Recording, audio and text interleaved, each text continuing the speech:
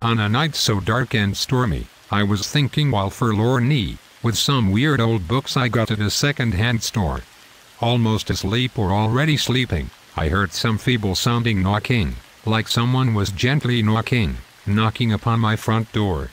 "Oh, it's just some guy," I murmured, "knocking at my front door, that all it is, nothing more." Let me see if I remember what happened back this past December. The fire was quickly ending, making creepy shadows on the floor.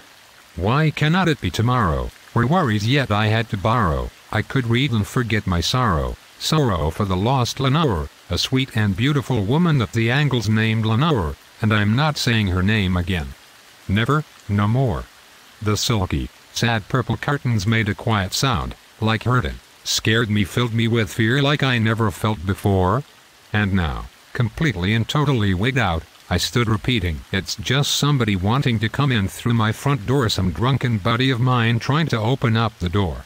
That's all it is, and nothing more." I manned up and growing stronger, and not thinking any longer. "Yo," I said, "or whatever, really, I'm so sorry to my core, but in truth I was napping when you started with the rapping.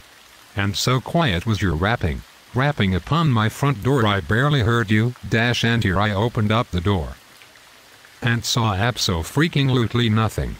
That's the score."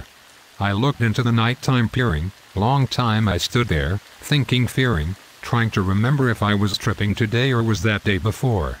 The silence, it remained unbroken, and I'm totally not joking, but there was a word heard spoken, whispered was the word, Lenore. It was me who whispered it, and it echoed back to me once more, Lenore. And that was basically it, nothing more. Back into my house I turned, my soul afire. Up it burned again. That knocking started up, this time louder than before.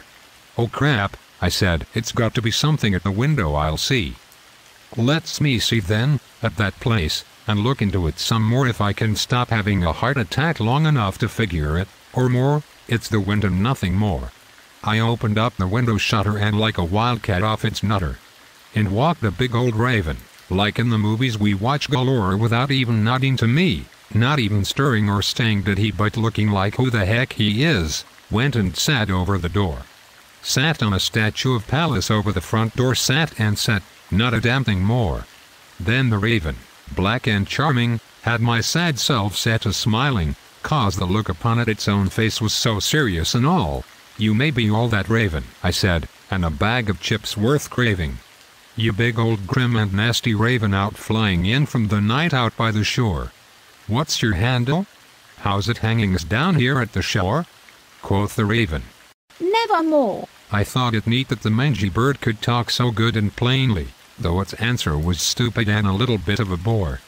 'Cause we must be agreeing that not a living human being ever had a bird fly into their house and sit on a statue over a door, bird or a boogie sitting up on a statue placed over a freaking door, with such name as "Nevermore." But the bird, all up there lonely, said that simple one word, only that one word, as if it was the answer to everything and more, nothing else. Then did it utter, or move a bit, and then it fluttered.